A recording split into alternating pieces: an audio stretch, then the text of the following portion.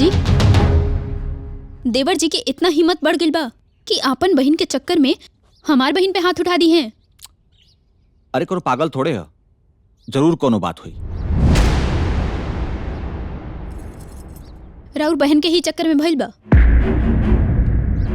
बहन का मैटर का मतलब? राउर बहन हमार मालकिन तना हई।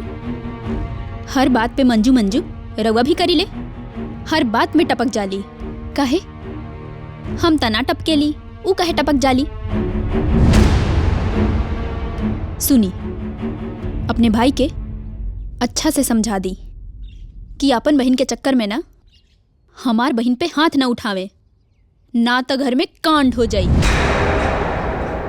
राउर बहन हई, कपारे पे बैठा के रखी, पर बहन के समझा दी हमार कपार पे बैठे के कोशिश ना करे। वो हमने का वैल्यू कर ले, तब तो दोनों की भी ओकर वैल्यू करेके पड़ी। खबरदार, दोबारा हमार बहन खातिर ऐसा फालतू शब्द इस्तेमाल कर ले तो मुंह तोड़ के रख दे।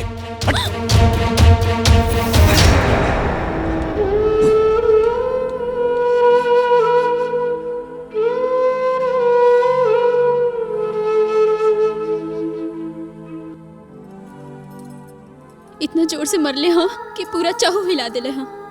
देखा ना दीदी, हमरो गाली पके निशान अबे ले गइल ना। ई मंजुआ त हमने के सिर दर्द बन गइल बिया। सही कहा तर। अरे ये घर में तो मंजुआ के आगे हमने दोनों के कोनो औकाते नहीं की। ई मंजुआ के इनकर भैया के कपारे से उतारे के पड़ी। सही कहा तारो दीदी,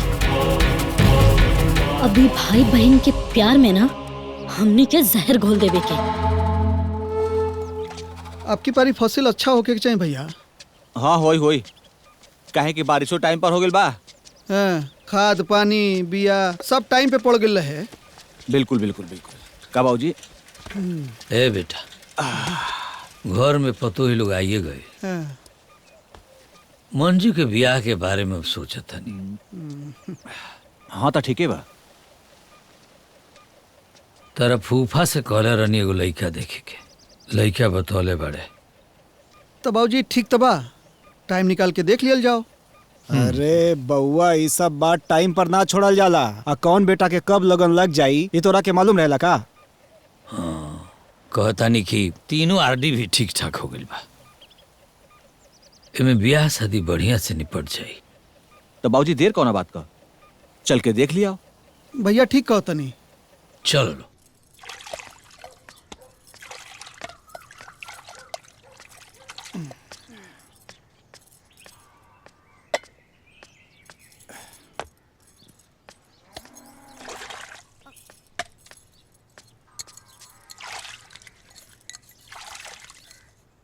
जाना तारू, मंजुआ के शादी के लिए लोग लड़का देखे जाता रहे।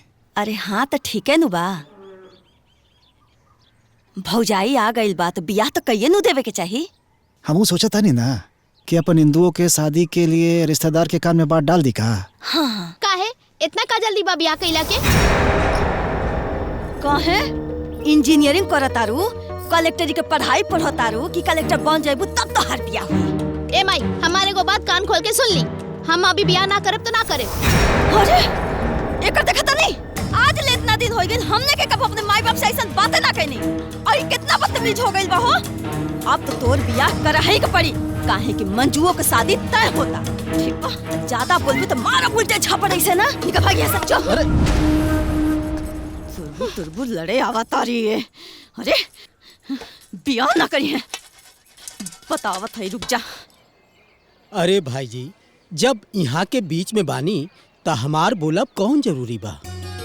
जौन रउआ चाहता नहीं तो धीरे से हमार कान में बोल दिया, हम यहाँ सबके रास्ता में जाके बता दे। अरे भाई जी, दान दहेज ही सब कुछ ना न होखेला। अब तक दुल्हन ही दहेज बिया। फिर भी विवाह संबंध में आपस में जितना आदमी स्पष्ट रहेला अच्छा रहेला। बिल्कुल सही कहनी भाई जी। देखिए हम राउर सामने बानी, हमार घर द्वार भी राउर सामने बा, और हमार बेटा इहो राउर सामने बाड़न। अब ऐसे ज्यादा और का स्पष्ट देखब।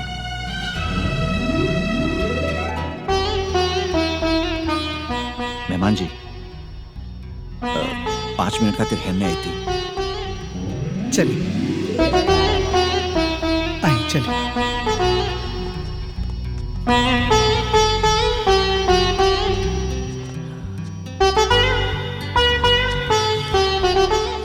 मेहमान जी ई रहल हमार बहन के फोटो।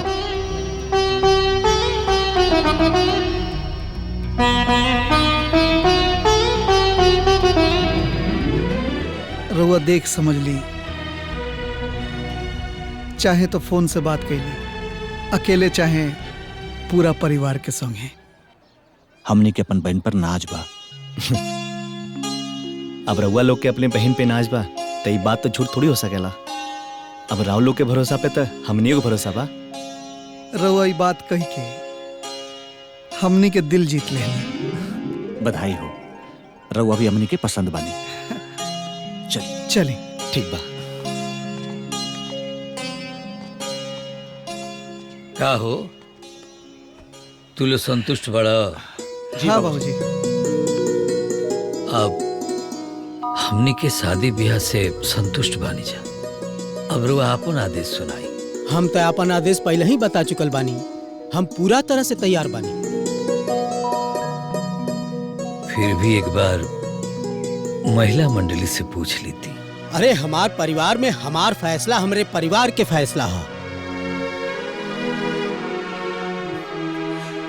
जब दोनों पार्टी तैयार बाड़न तब खाली दिने न रखे के बा, उ फोनों पे रखा जाए। जी जी ठीक बा, तब हमनी के चलत है। अच्छा तब चले के आदेश दी। प्रणाम। प्रणाम बाबूजी। जी प्रणाम। ठीक है।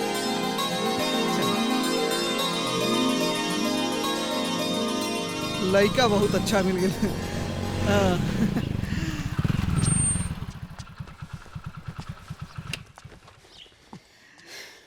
आई बाबूजी, भैया पानी ले आए कि डायरेक्ट चाय बनी? नहीं बेटा तू रह दा। बड़की दुल्हन। जी बाबूजी। सुना, पहले हमनी के पानी पिला दा, फिर फटाफट चाय बना दा। ठीक बा। एक मिनट। अरे हम पानी ले आ देती तो दोसर हो जाइत का? माने हम चाय बना देती तो खराब बनित का? कि तू लोग हमरा से नहीं खा बनवावत? ए मंजू, अब तू चाय नाश्ता खाना पीना बनावल बंद करो। काहे? काहे कि तुहार ब्याह तय हो गइल बा।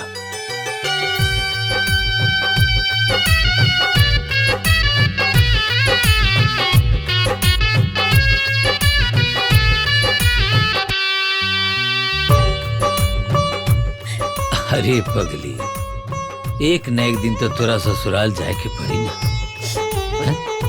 ए पगली, बाबूजी मायूस का होगा तुहार भाई लोग हमेशा तुहार साथ खा रहे हैं।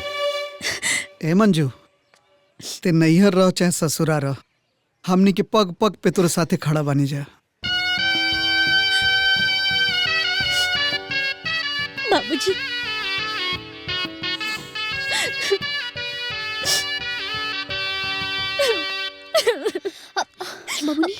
बबली। अरे चलो चाय बनाओ जाओ। चला।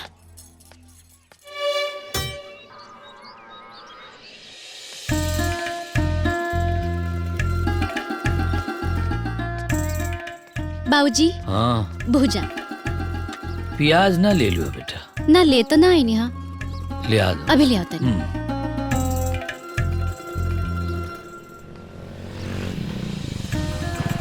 आ गए लो। जी बाबूजी। बंसावली बन गई बेटा। हाँ बाबूजी बन गई। चला इहो एगो टेंशन खत्म हो गए। टेंशन ना बाबूजी, बहुत बड़का टेंशन उड़ा गए। बाबूजी अब हमने जाके फ्रेश होता नहीं है। हाँ कुछ खा पी लो जाओ। चलो भैया।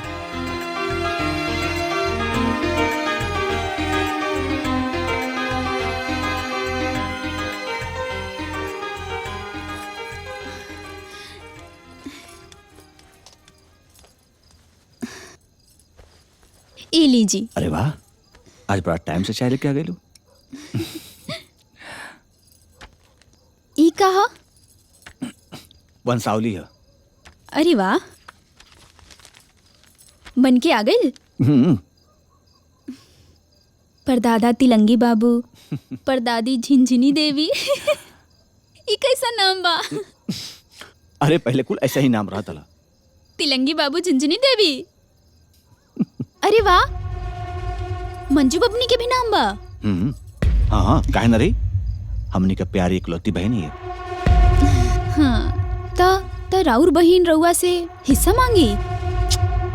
तू कुछ भी बोले लो, मंजू ऐसा कब्बो ना करी। आपन बहिन पे तो भरोसा होला, काहे कि आपन खून जे होला। पर बहनोई पे कौन भरोसा बा?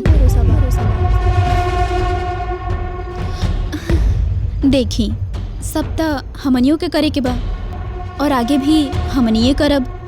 त नाम लिखवावल जरूरी बा का? हमनियों के अपन नाम कटवा देनी जा। खैर, राउर बहिन है, राउर संपत्ति रउआ लोग देख ली।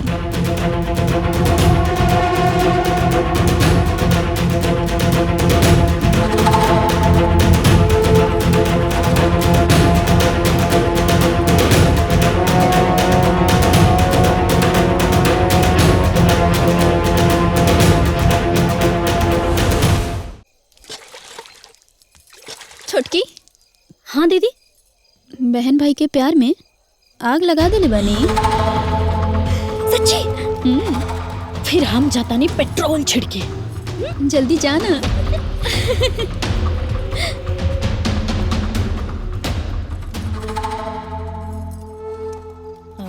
भूजा खाएम कि घुगनी बना दे? आ रहे दा, इकट्ठा खाना खाइल जाई। अच्छा, सुन्नी है बंसा वाली बनला। हाँ जरूरी रहे ना। अच्छा, मंजू बबनी के भी नाम बा? हाँ देवक पड़ी ना। बाकी हमनी के तो अपन नाम नहीं जा देले, अपना मर्जी से खुदे मना कर देनी हजा। अरे भाई नाम बा तो का दिक्कत बा, आखिर में हमनी के बहिन ही हस। उहाँ के तरह और बहिन है और लोग भाई के प्रति मोह माया रही। बाकी बहनोई, अरे नियत चेंज होके में ना मिनटों ना लगेला। और बियाहे के बाद बहनोई के बात मानल तो बहन की मजबूरी हो जाला। रौरा बहुत समझदार बानी, जौन भी करब सोच समझ के करब।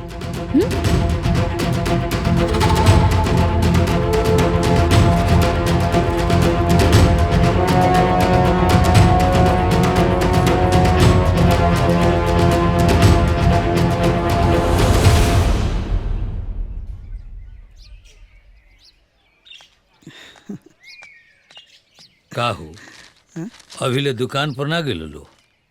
ना बाबूजी, जाए खरी तैयार बानी सन। आज जा लो। बाबूजी। हाँ। वंशावली से मंजू का नाम हटा दिया जाओ तो कैसन रहे? वैसे भी नाम के रहले न रहले में का दिक्कत बा?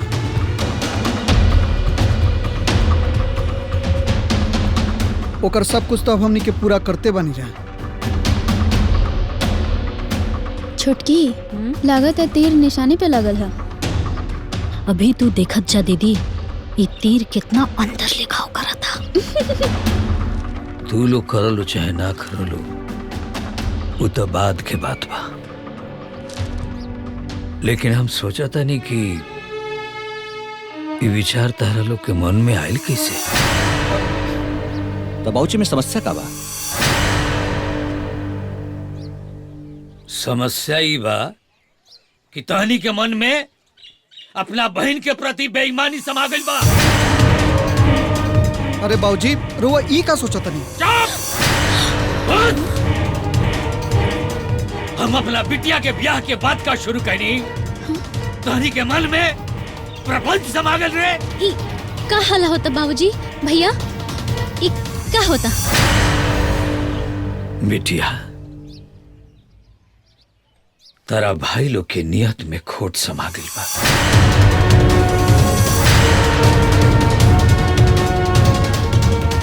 कहता रे सा कि तारा के वंशावली से हम तार नाम हटा दी।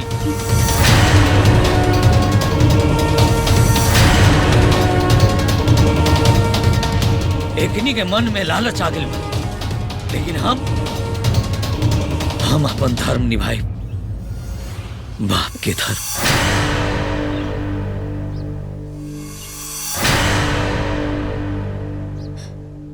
बाबूजी, बस इतने बात खातिर लड़ाई होता तो हटा दे लोग हमार नाम।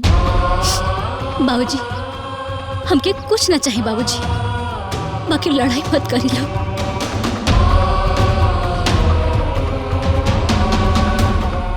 बेटा, वो बात के बात बा, लेकिन हम सोचा नहीं कि हमरा जीते जी एकनी के मन में ही बात आयल कहां से। वाह बाबूजी वाह, इतना छोटा सा बात के आप इतना बड़का बतंगा बना देली। अरे वंशावली से मंजू का नाम हटौला का मतलब? मंजू से रिश्ता खत्म। अच्छा एक बात बताएं, मंजू का रिश्ता आप न तय कर ले बानी तो हमनी के बगैर ब्याह कर ले। ते हमरा के धमकी देता रे, धमकी देता रे ते हमरा के। बाबूजी, अरे तहनी के का लागत? तहनी के भरोसे हम अपना बिटिया के ब्याह तय नहीं की कैले। और हाँ, वो जौन तहनी के नाम पर दुगो आरडी भइल बा, अभी के अभी हमरा हाथ में रखा था। कैसे कि तहनी पर अब हमरा भरोसा नहीं के। अरे बाबूजी चुप हो जाए ना रहुआ। काहे काहे हैंड ओवर कर दी? हाँ, आधे ऊपर पैसा तई लोग भरले हा, तो रहुआ काहे मालिक बनी ले? ए भाभी, रहुआ लोग के बीच में बोलल जरूरी बा का? तीनों आरडी के नॉमिनी में हमार नाम।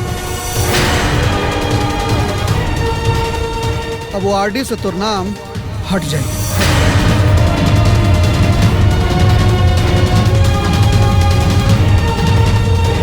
का कर लिया? अब वो आरडी से गिरफ्त। बाबूजी, बाबूजी, रउर दिमाग खराब हो गइल बा और केकरा बल पे इतना उड़त बानी? हम बोलता नहीं कि वंशावली में मंजू का नाम ना रही तो ना रही।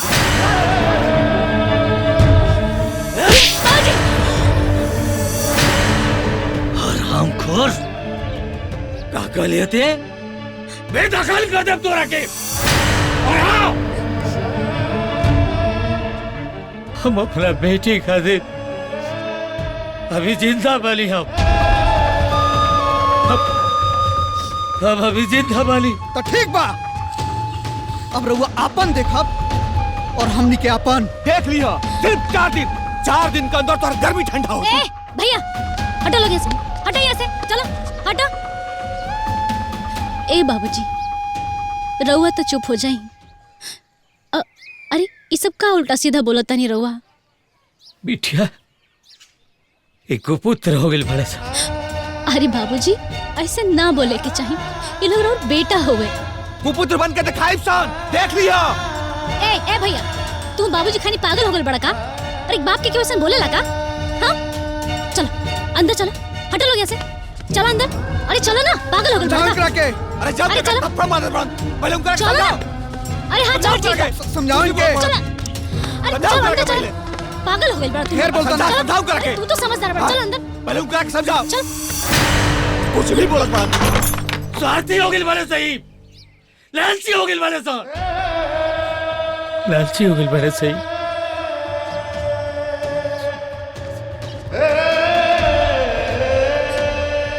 ए बाबूजी, अब तो रउआ चुप हो जाई।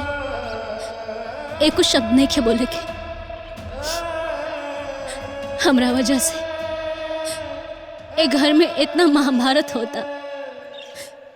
हमरा ये सब निमन नहीं खेलागत बाबूजी, निमन नहीं खेलागत। अरे पगली। ना ना हम मारे लो अभी, हम मारे अभी।